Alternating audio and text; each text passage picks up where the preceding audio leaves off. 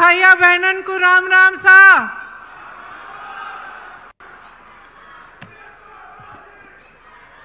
आदरणीय अशोक गहलोत जी, श्री सचिन पायलट जी, रंधावा जी,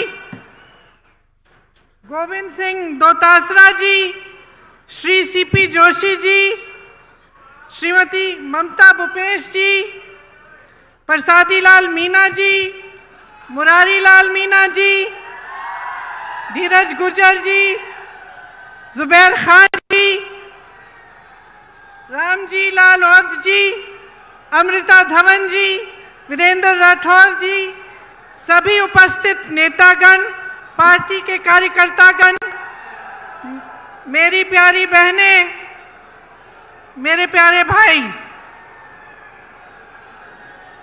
आज मेरे लिए ये बहुत गर्व की बात है कि मैं श्री मेहंदीपुर बालाजी महाराज, पपलाज माता, देवनारायण भगवान जी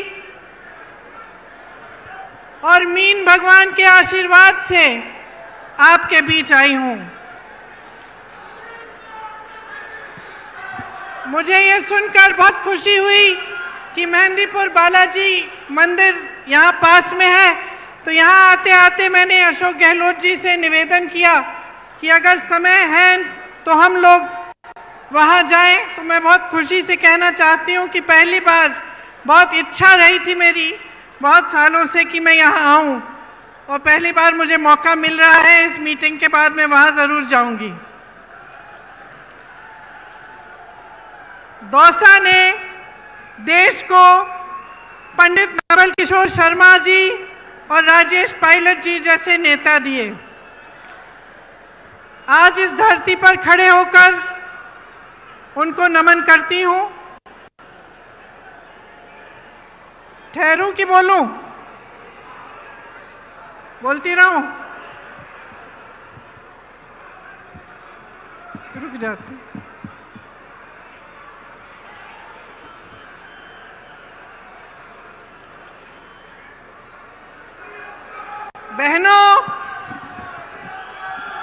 बहनों, आजकल आपके खेतों में बहुत काम है। मैं जानती हूं कि आप दिन रात संघर्ष कर रही हैं, दिन रात मेहनत कर रही हैं, फिर भी आप यहां आई हैं, इसके लिए बहुत बहुत धन्यवाद। देखिए, चुनाव चल रहा है। मैं तेलंगाना जा रही हूँ, छत्तीसगढ़, मध्य प्रदेश, राजस्थान, मिजोरम, हर जगह चुनाव है। जहाँ जहाँ मैं जाती हूँ तो उस प्रदेश की जो खासियत है, उस प्रदेश का जो हुनर है, जिसके लिए उस प्रदेश की मजबूती पूरे देश में जानी जाती है, उसके बारे में मैं बात करती हूँ। ये वीरों का प्रदेश है। यहाँ के महापुरुषों ने हमारे देश के लिए बड़े बड़े बलिदान दिए और इस देश की आज़ादी में बहुत भूमिका निभाई। इसी तरह से मध्य प्रदेश में गई तो रानी दुर्गावती जी हैं वहाँ, उन्होंने भी देश के लिए, आज़ादी के लिए संघर्ष किया। और हर प्रदेश में ऐसी कहानियाँ हैं। और सिर्फ महापुरुषों ने नहीं, इस देश के जन जन ने देश को मजबूत बनाने के लिए और देश की आज़ादी के लिए बलिदान दिया है। देश के किसान ने संघर्ष किया है, देश की महिलाओं ने संघर्ष किया है, तभी ये देश आकर यहाँ पहुँचा है जहाँ हम आज हैं। तो जब हम सरकार बनाने की बात करते हैं, चुनाव की बात करते हैं, तो हमें ये सोचना बड़ा ज़रूरी है कि हम सरकार से क्या उम्मीद रखते हैं। ये देश, ये प्रदेश जिसके लिए हम सब मेहनत करते हैं, जिसके लिए हम सब संघर्ष करते हैं, इसकी सरकार हमारे लिए क्या करेगी, ये सोचना बहुत ज़रूरी होता है। आपका जीवन का सफ़र मुश्किल है। मेरी बहनें खेतों में काम करती हैं, घर गृहस्थी को संभालती हैं, बच्चों के परवरिश को देखती हैं। मेरे भाई खेती करते हैं, जो किसान भाई हैं, आपके बच्चे बड़े होकर जवान बनते हैं, सरहद पर देश की सुरक्षा करते हैं। आप इस देश की रीढ़ हैं, इस देश को आपने बनाया है। तो इस जीवन के सफर में जो संघर्ष से भरा हुआ है, मुश्किलों से भरा हुआ है, इस सफर में आप सरकार से क्या उम्मीद रखते हैं? आप सरकार से ये उम्मीद रखते हैं कि आपकी जीवन की जो मुश्किलें हैं उसे कम करने का प्रयास करे। आप सरकार से ये उम्मीद रखते हैं कि आपके जीवन संघर्ष में आपका साथ दे। जब आपदा आए तो आपको राहत मिले। जो खेती का काम आप कर रहे हैं उसमें आपको सुविधा मिले।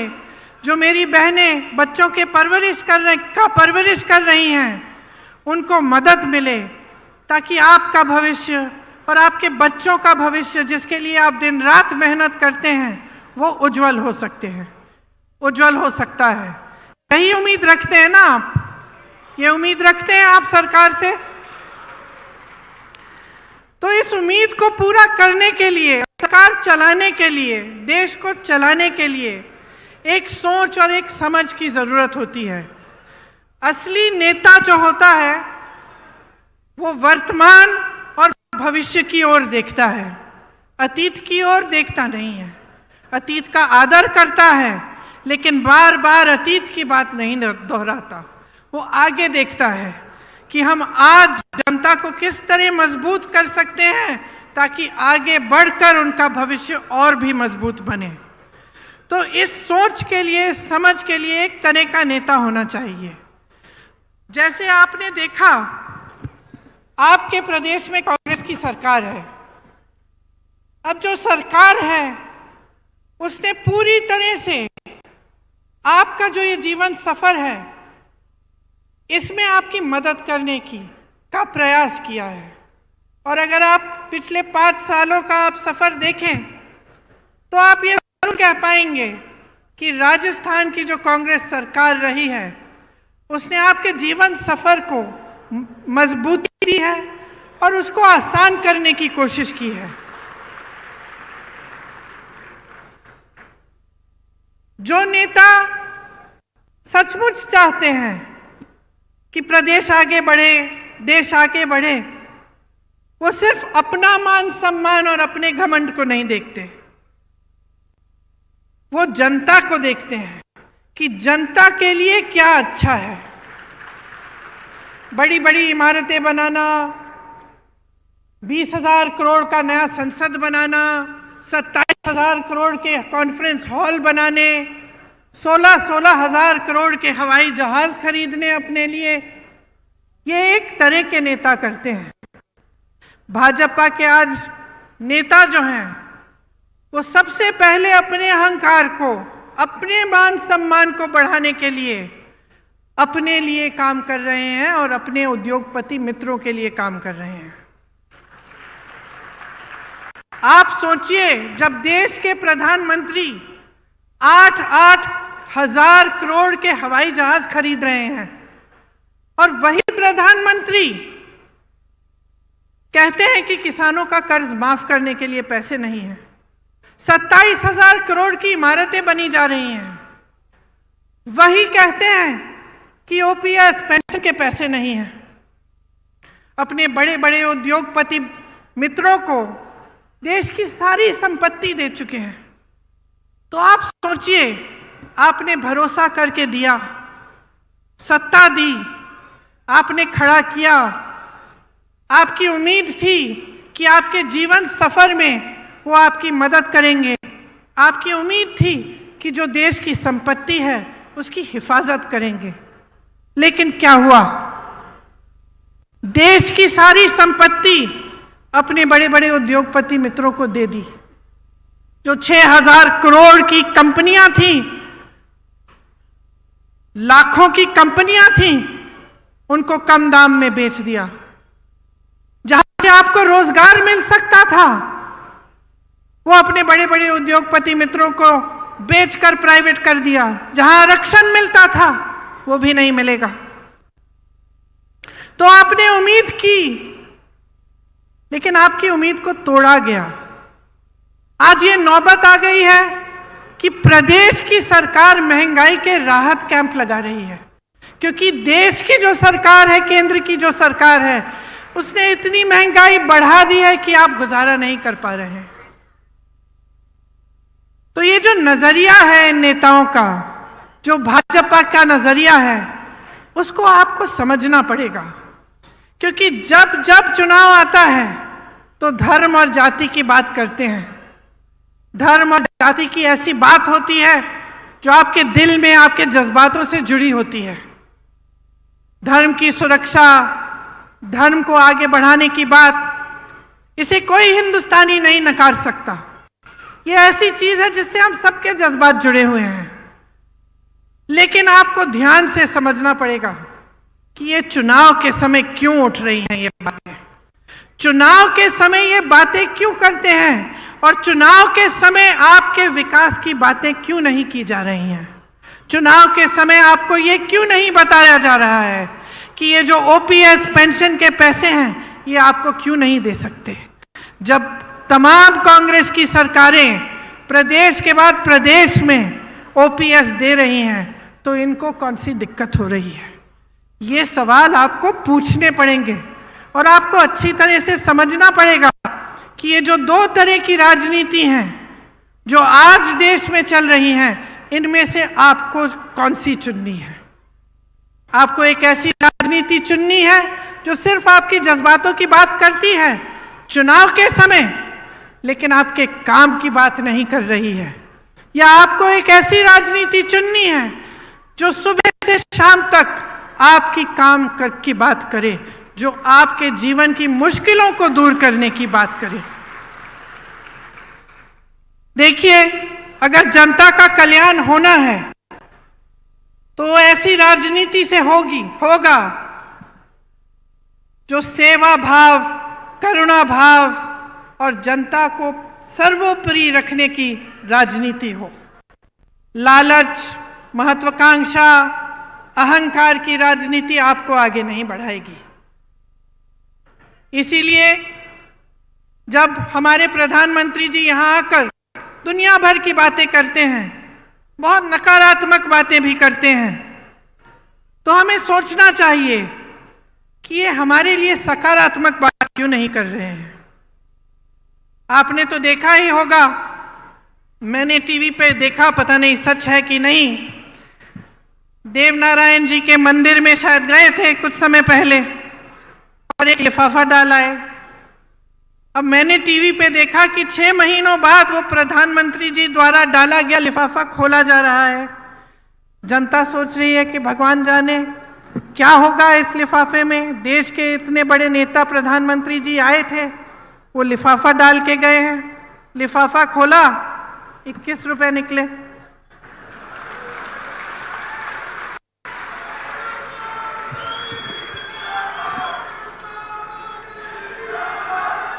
अब आप मुझे बताइए कि एक तरह से यही हो रहा है देश में।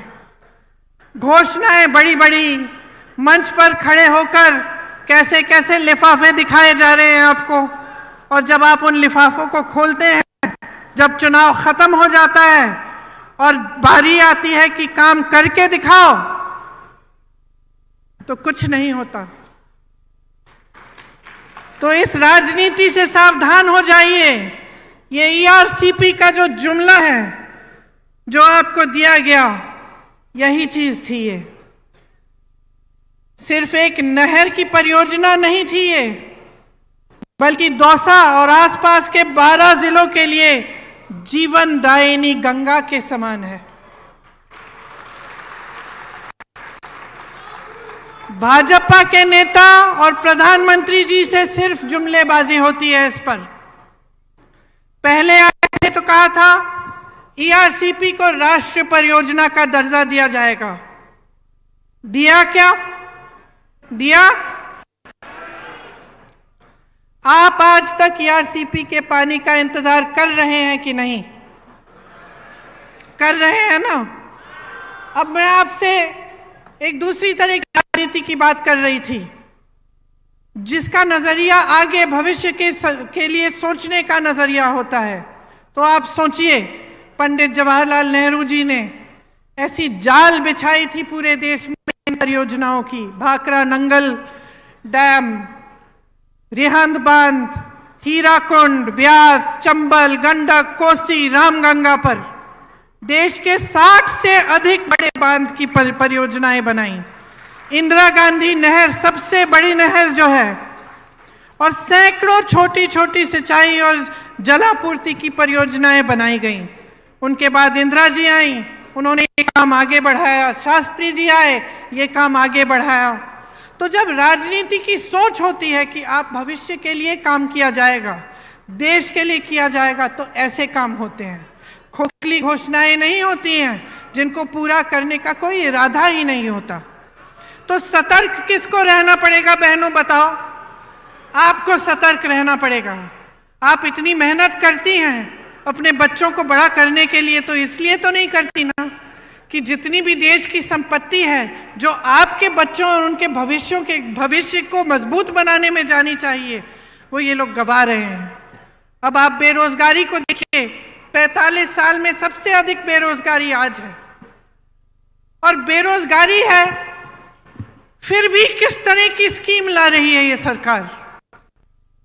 आप पुलिस में हैं, मेरी बातों को सुन रहे हैं, आपकी तरह तमाम नौजवान परिश्रम करते हैं कि वो सेना में भर्ती होंगे। मैंने खुद अपनी आंखों से देखा है। उत्तर प्रदेश में एक बार मैं सुबह 4 बजे गिरफ्तार हो गई थी। उससे पहले जब पुलिस हमको ढूंढ रही थी, हम एक गांव के पास रुके, शायद 3:30 बजे होंगे सुबह के, और मैंने देखा बहुत सारे लड़के 3:30 बजे सुबह सड़क पर आ गए हैं। तो मैंने अपने साथियों से पूछा कि भाई इतनी सुबह सुबह क्या कर रहे हैं ये बच्चे यहाँ? सब दौड़ लगा रहे थे, सब मेहनत कर रहे थे कि जब सेना में भर्ती का समय आएगा तो हम भर्ती हो जाएंगे, हम अपने परिवारों के लिए कमाएंगे, हम अपना भविष्य मजबूत बनाएंगे। ये इसलिए तो नहीं मेहनत कर रहे कि 4 साल बाद वापस भेजा जाएगा इनको घर। देश के लिए बलिदान देने के लिए तैयार, सरहद पे खड़े होकर होने के लिए तैयार, वहां की बर्फीली चोटियों पर हमारी रक्षा करने के लिए तैयार। और आपने अग्निवीर जैसे स्कीम निकाल ली, जिसके जरिए 4 साल बाद ये बच्चे जिन्होंने इतनी मेहनत की, जो इतनी इच्छा से देश के लिए तैनात होने के लिए तैयार हैं, उनका भविष्य ही आपने खत्म कर लिया। इस तरह की स्कीम लाएगी क्या सरकार? जहां जहां आज मैं जाती हूं, नौजवान मिलते हैं, कहते हैं हमें जाना ही नहीं है, अब हम तो कोशिश भी नहीं करेंगे। इस साल शायद सबसे कम एप्लीकेशन गए होंगे, क्योंकि कोई मेहनत नहीं करना चाहता इतना कि 4 सालों में आपको घर जाके वापस गांव आना पड़ेगा। जब हम नौकरी के लिए इच्छा करते हैं, कोशिश करते हैं, तो सबसे बड़ी चीज क्या होती है कि हमें सुरक्षा मिलेगी, हम कमाएंगे, अपने माँ बाप की देखभाल करेंगे, अपने परिवारों को मजबूत बनाएंगे और जीवन भर हमें कुछ मिलता रहेगा। तो इसी तरह से पेंशन की बात है, जब सरकारी नौकरी के लिए जाते हैं लोग, तो एक बड़ी चीज होती है कि पेंशन मिलेगा, कि नौकरी 20 साल की नौकरी करने के बाद जब रिटायर होंगे तो कोई तो होगा हमें पूछने वाला, सरकार से हमें कुछ मिलता रहेगा। वो भी खत्म हो गया। तो आप बताइए, भयानक बेरोजगारी है। जहां जहां से रोजगार बन सकता था उसको तो आपने गवा दिया। बड़े बड़े PSU थे, BHEL जैसे, सब अपने उद्योगपति मित्रों को दे दिए। जो किसान थे, हैं, खेती करते हैं, एक जमाने में खेती से रोजगार बनते थे, गांव में रोजगार बनते थे मनरेगा के द्वारा। मनरेगा को भी इन लोगों ने कम कर दिया। ऊपर से नए रोजगार नहीं बन रहे हैं। जो छोटी दुकानें थी, जो छोटे कारोबार थे, छोटे बिजनेस थे, वो भी नौकरी देने के काम करते थे, उनको भी आपने खत्म करने के कगार पे कर दिया है। आपने जीएसटी थोपी, इन पे नोटबंदी थोपी, छोटे दुकानदार जीएसटी में उलझ गए एकदम। तो जहां से रोजगार बनने थे, वो सारी जो जितनी भी जगह थी जहां से रोजगार बन सकते थे, उनको आपने खत्म कर दिया। महंगाई आपने ऐसे बढ़ा दी कि मेरी बहनें दुकान जाती हैं कुछ खरीदने के लिए, खाली हाथ वापस आती होंगी, क्योंकि कुछ मिलता नहीं है, कुछ खरीद नहीं पाती हैं, इतना संघर्ष कर रही हैं। बच्चों की फीस भरनी होती है, छत में से पानी टपक रहा है उसकी मरम्मत करनी है, या फिर कोई बीमार पड़ता है उसका इलाज करना है। तो टेंशन ही टेंशन होता है कि किस तरह से हम ये कर पाएंगे, क्योंकि कहीं से कमाई नहीं हो रही है। तो अगर ये परिस्थितियां हैं पूरे देश में, और हम प्रदेश की सरकार के द्वारा पूरी कोशिश कर रहे हैं कि इन परिस्थितियों से आपको निकाल पाएं, कि हम आपकी मदद कर पाएं, और अशोक गहलोत जी की सरकार है जिसमें तमाम ऐसी स्कीमें आई हैं जिससे आपकी सहायता होती है और आपको इन संघर्षों का सामना करने की मजबूती मिलती है। जैसे यहाँ पे जो बिजली आपको मिलती है, वो दूसरे प्रदेशों में ऐसे नहीं है। आपने सुना होगा कि प्रधानमंत्री के बड़े उद्योगपति मित्र हैं, अभी हाल ही में ये बात बाहर आई कि इंडोनेशिया से कोयला खरीद के यहाँ लाते हैं, और लाते लाते उसका दाम दुगना बढ़ा देते हैं।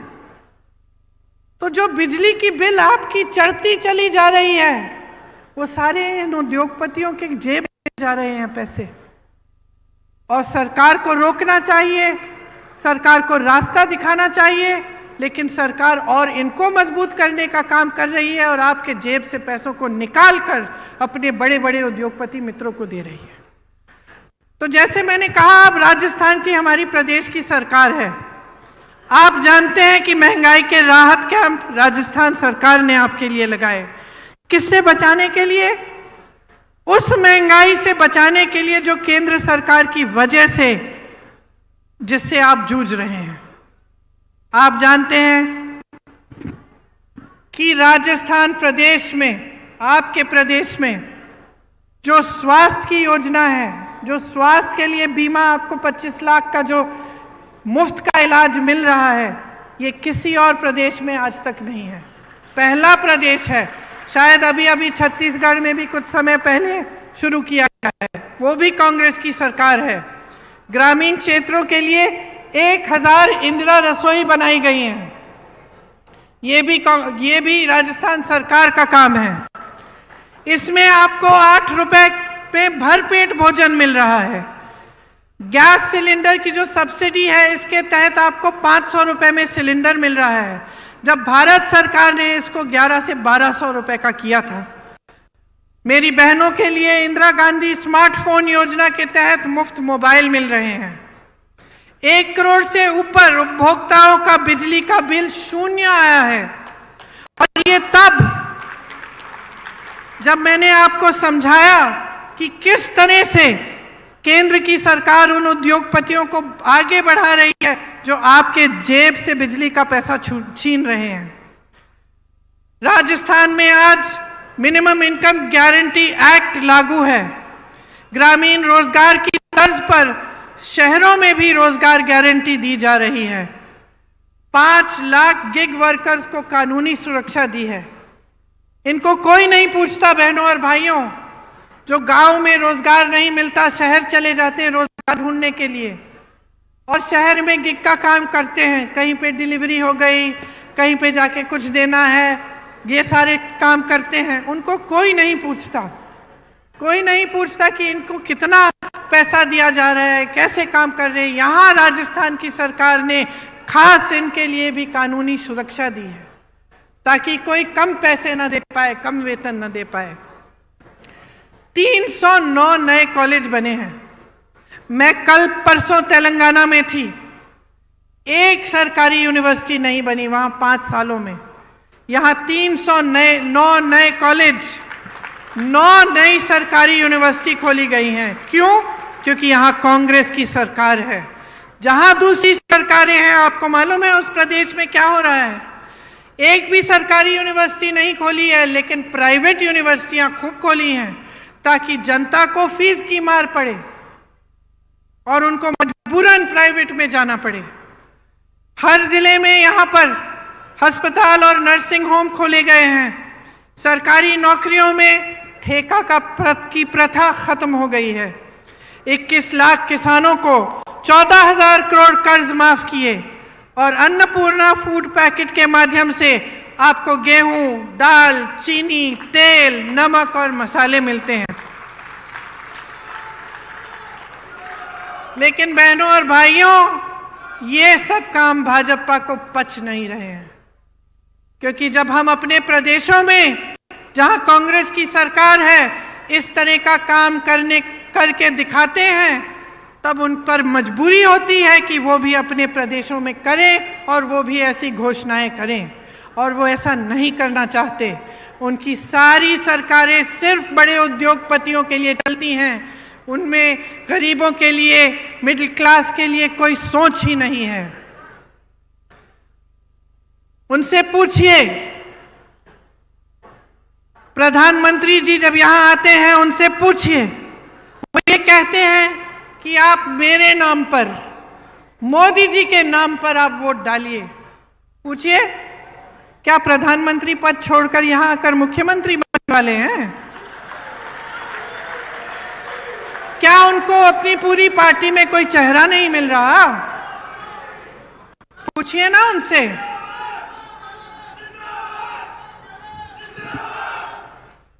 राजस्थान में कितनी योजनाएं दी इन्होंने जब इनकी सरकार थी। ईआरसीपी का जो वादा किया वो क्यों पूरा नहीं किया है अभी तक? बहनों और भाइयों, मसला साफ है। मोदी जी का ध्यान, भाजपा का ध्यान आपकी भलाई पे नहीं है। किस तरह से सत्ता में रहना है, किस तरह से अपने आप को मजबूत करना है, यही है उनका एकमात्र लक्ष्य और इसी पर उनका ध्यान है।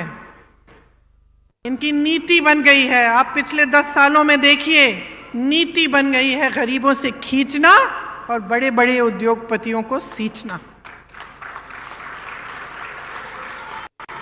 सोच लीजिए मेरी बहनों और भाइयों, भाजपा की सरकार यहां वापस आएगी तो पुरानी पेंशन खत्म। भाजपा की सरकार वापस आएगी तो सोचिए गैस सिलेंडर का क्या होगा। सोचिए कि आपको जितनी भी राहत मिल रही है उसका क्या होगा। सोचिए क्या आपका मुफ्त में 25 लाख का इलाज हो पाएगा कि नहीं, क्योंकि आपने अनुभव किया है। मैं नहीं कहती हूं कि मेरे कहने पर वोट दीजिए, अपने अनुभव पर दीजिए। आप खुद देखिए कि इस सरकार ने आपके लिए क्या किया। भाजपा आपके बारे में नहीं सोच रही है, वहां स्वार्थ हावी है। सब नेता खुद को मुख्यमंत्री घोषित कर रहे हैं। कहीं की ईंट, कहीं का रोड़ा, भानुमति ने कुनबा जोड़ा, मोदी जी के अहंकार ने कुनबा तोड़ा। आज पूरी पार्टी बिखरी हुई है, एकजुट होने का नामो निशान नहीं है। यहां पूरी पार्टी एकजुट होकर मंच पर बैठी है। राजस्थान का रिवाज बदल डालो। राजस्थान का रिवाज बदल डालो। इस बार दोबारा कांग्रेस को लाओ।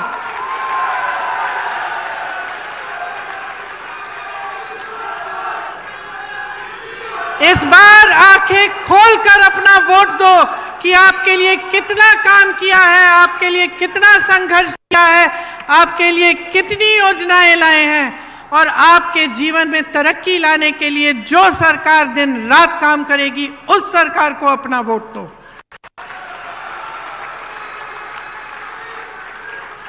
एक तरफ गहलोत जी का अनुभव है, आपके लिए दिन रात एक करने की इच्छा, आपके लिए ऐसी योजनाएं लाने का प्रयास जिससे आपका जीवन सफर सुनहरा हो। दूसरी तरफ सचिन पायलट जी जैसे युवा नेता जो आपके भविष्य की तरफ देखते हुए आपके लिए हर रोज मेहनत करते हैं। ये कांग्रेस पार्टी आपके लिए समर्पित है। ये चाहती है कि राजस्थान मजबूत बने। हम चाहते हैं कि राजस्थान का विकास हो। हम चाहते हैं कि राजस्थान में फिर से 5 सालों के लिए एक ऐसी सरकार बने जो आपकी सरकार हो। इस प्रयास में, इस कोशिश में आप हमारा समर्थन देंगे, आप हमारी सहायता करेंगे तो आप ही का भविष्य उज्जवल होगा। इसलिए आज यहाँ खड़े होकर मैं आपको धन्यवाद देना चाहती हूँ कि आपने बहुत ध्यान से मेरी बातों को सुना और मैं आशा रखती हूँ कि वोट देने के दिन भी आप इन बातों को याद रखेंगे और हमारे हाथ मजबूत करेंगे। कांग्रेस पार्टी की सरकार दोबारा बनाएंगे। जय हिंद, जय हिंद, जय हिंद।